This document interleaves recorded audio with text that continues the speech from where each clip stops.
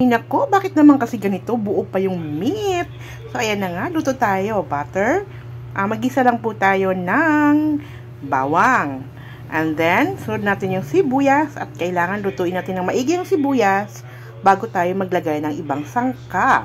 So, ayan na nga guys. Pag naluto na yung ating sibuyas, hindi nyo ba naaamoy? Di ba napakabango? Pag sauté ng onion at saka garlic sa butter.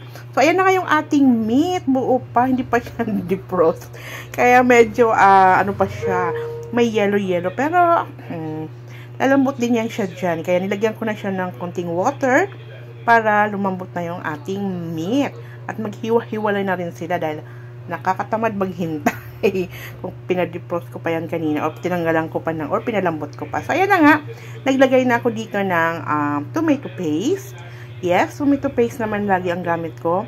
Minsan tomato sauce, pero this time sa ating nilulutong menudo, yes, ay tomato paste yung aking gagamitin para maganda siyang kulay at magmamantika talaga. Maganda ang kulay pag tomato paste yung gagamitin ninyo. So, ayan na nga. Sinunod ko na yung pepper and salt, and then at nilagay na rin natin. Pag half cook na yung ating pork, ay pwede natin ilagay yung ating liver.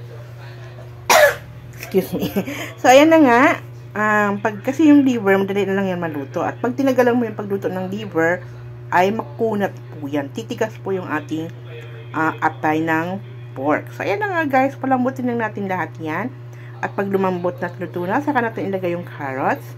And then, takpan at maglagay na rin tayo ng added na tomato paste. Kasi kulang pa yan ng konti yung ating tomato paste dyan para red talaga ang ating menudo. So, ayan na nga. Palambutin na natin yan. Simmer lang natin yan hanggang sa maluto.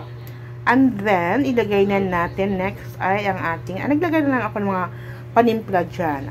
Salt and pepper, konting patis, and then, yun lang. Hindi kasi ako naglalagay ng mga magic sarap at besin. My God. It's a no for me. Kaya ang akin lang ay herbs and spices lang talaga ako dyan. So, ayan na nga. Naglagay na ako ng konting hotdog. Since hindi naman ako talaga fan ng mga hotdog and sausages. So, naglagay lang ako konti para sa mga anak ko. At naglagay din ako ng raisins. Yes, added na tamis ng konti yung raisins at nakakasarap din ang ating menudo. So, ayan na nga guys. After that ay magmamantika na yung ating menudo at maganda na yung ating kulay. So, diba? Pak, ang sarap niyan. Promise. Napakamalinamnam. So, thank you for watching. Sana may natutunan kayong tips kung meron man.